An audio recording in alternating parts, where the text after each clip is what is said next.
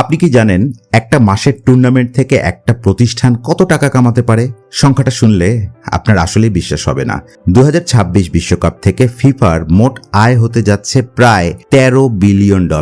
বাংলাদেশি টাকায় হিসাব করলে এটা দাঁড়ায় প্রায় 1,50,000 কোটি টাকারও বেশি। এবার আসুন দেখি এই টাকাটা আসলে কোথা থেকে আসে। প্রথমেই ব্রডকাস্টিং রাইটস, মানে টিভি আর স্ট্রিমিং চ্যানেলগুলো খেলা দেখানোর জন্য যে টাকাটা দেয়, এখান থেকে ফিফার আয় হবে প্রায় $4 বিলিয়ন বেশি। 200রও বেশি দেশ এই খেলা সম্প্রচার করে। দ্বিতীয়ত হচ্ছে স্পন্সরশিপ। কোকাকোলা, ভিসা, আদিদাস, হুন্দাই এর মতো বড় বড় কোম্পানি ফিফার সাথে চুক্তি করে নিজেদের ব্র্যান্ড বিশ্বকাপের সাথে জুড়ে দেয়। এখান থেকে আসবে আরো প্রায় $3 বিলিয়ন।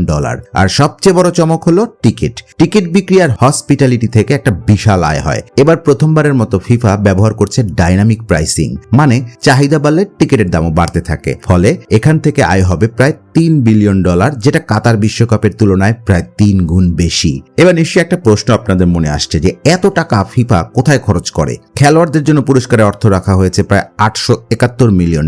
প্রতিটি দল শুধু বিশ্বকাপে অংশ নেওয়ার জন্যই পাবে $12.5 মিলিয়ন, আর যে দল চ্যাম্পিয়ন হবে তারা একাই পাবে $53 মিলিয়ন।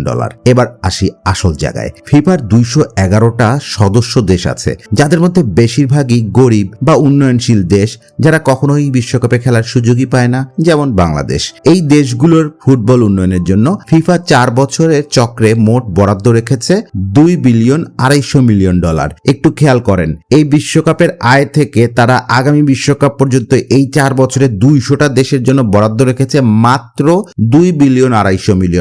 মানে প্রতিটা দেশ গড়ে পাচ্ছে 4 বছরে মাত্র $8 মিলিয়ন মতো। একবার চিন্তা করে দেখুন তো, ফিফা একটা টুর্নামেন্ট থেকে আয় করছে $13 বিলিয়ন, অথচ পৃথিবীর 200রও বেশি দেশের ফুটবল উন্নয়নের জন্য বরাদ্দ মাত্র $2 বিলিয়ন। বাংলাদেশের মতো দেশগুলো এই টাকা দিয়েই স্টেডিয়াম বানায়, খেলোয়াড় তৈরি করতে হয়, টুর্নামেন্ট চালাতে হয়। তাহলে আসল প্রশ্নটা কি দাঁড়ালো? ফিফা কি সত্যি ফুটবলকে এগিয়ে নেওয়ার জন্য একটি সংস্থা, নাকি বিশ্বের সবচেয়ে বড় লাভজনক ব্যবসাগুলোর একটি, যেটা শুধু ফুটবলের নামই ব্যবহার করে চলছে?